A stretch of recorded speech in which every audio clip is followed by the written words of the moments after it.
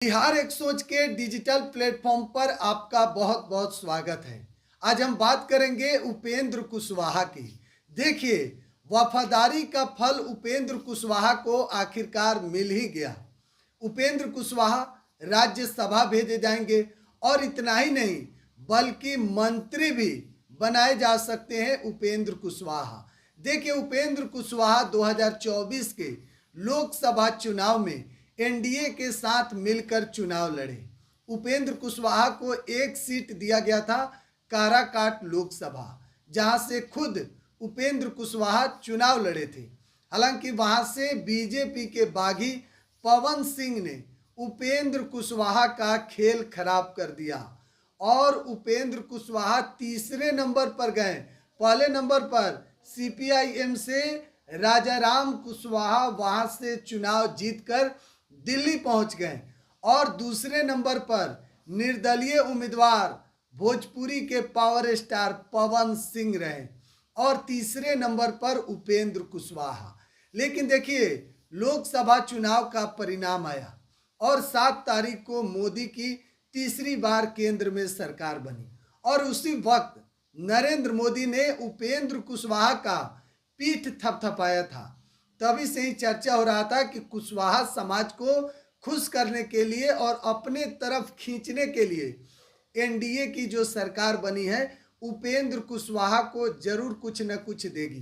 तो देखिए, राज्यसभा उपेंद्र कुशवाहा जाएंगे और ना सिर्फ राज्यसभा सांसद बनेंगे बल्कि 2025 के विधानसभा चुनाव से पहले केंद्र में मंत्री भी बन सकते हैं उपेंद्र कुशवाहा।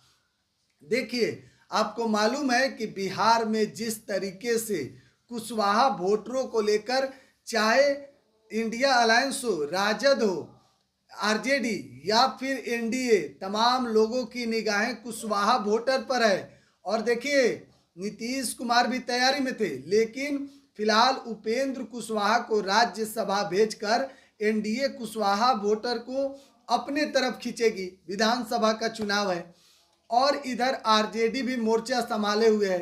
2 सीट जो राज्यसभा का खाली हुआ, एक विवेक ठाकुर का और दूसरा पाटलिपुत्रा की जो अभी सांसद बनी है मीसा भारती, उनका।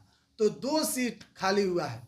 तो एक जो बीजेपी अब विवेक ठाकुर की जगह पर उपेंद्र कुशवाहा को राज्यसभा भेजने की तैयारी में है।